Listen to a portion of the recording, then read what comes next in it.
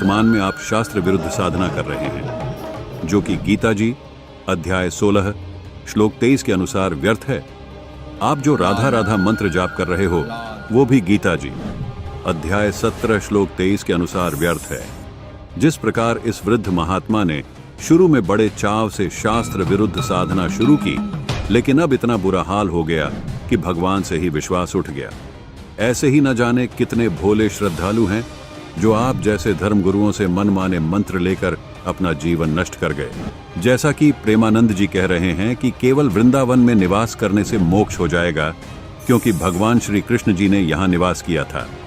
दर्शकों, ऐसा ही भ्रम लगभग 600 वर्ष पूर्व काशी बनारस के विषय में इन धर्मगुरुओं ने फैला रखा था कि काशी में निवास करने से वहां शरीर त्यागने से मोक्ष हो जाता है।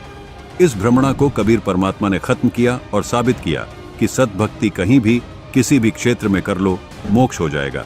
कबीर साहब जी ने अपनी वाणी में कहा है कि क्या काशी क्या ऊसर मघर, राम हृदय बस मोरा, जो काशी तन तजय कबीरा, रामे कौन निहोरा। कबीर परमात्मा कह रहे हैं कि काशी हो या फिर मघर का ऊसर, मेरे लिए दोनों ही एक जैसे हैं, क्योंकि मेरे हृदय में परमात्मा बसते हैं। क्योंकि अगर काशी में ही शरीर त्यागने से मोक्ष मिलता है, तो परमात्मा की भक्ति किस काम की है। आगे प्रेमानंद जी कहते हैं कि वृंदावन में भगवान कृष्ण जी रहा करते थे। इस स्थान का इसलिए कभी विनाश नहीं हो सकता। प्रेमानंद जी, आपको याद रहे कि वृंदावन से ज्यादा निवास काल भगवान श्री कृष्ण का द्वारिका नगरी में रहा था। उसका तो नामो निशान मिट चुका है।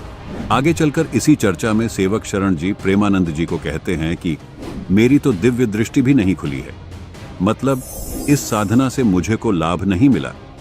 अब तो शरीर इतना कमजोर हो गया है कि शरीर छोड़ने का भय सता रहा है।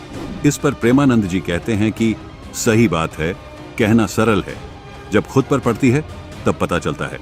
दर्शकों, अब आप खुद विचार कीजिए कि आप अपनी पूरी जिंदगी एक ऐसे मंत्र का जाप करके गुजारेंगे जिसका प्रमाण किसी शास्त्र में नहीं है, या गीता जी के अनुसार तत्वदर्शी संत से नाम दीक्षा लेकर, जिसका जिक्र गीता जी अध्याय 4 श्लोक 34 में है, जिन मंत्रों का जिक्र अध्याय 17 श्लोक 23 में है, जिसको शास्त्र विधि अनुसार भक्ति कहा गया है। फैसला आपको करना है। फिर भी प्रेमानंद जी महाराज की तरह सभी तथाकथित धर्मगुरु मनमाना आचरण ही कर रहे हैं। इन सभी मनमाना आचरण करने वाले धर्मगुरुओं के लिए गरीबदास जी ने सूक्ष्म वेद में कहा है, करणी तज कथनी कथे, अज्ञानी दिन रात, कुकर्जियों भोकत फिरें, सुनी सुनाई बात, बीजक की बाता कहें, बीजक ना ही हाथ, पृथ्वी डोबन उतरे, ये कहें कि हम मीठी बात, जान बुझ सांची तजे, करें झूठ से नेह। ऐसे लोगों की संगति प्रभु स्वप्न में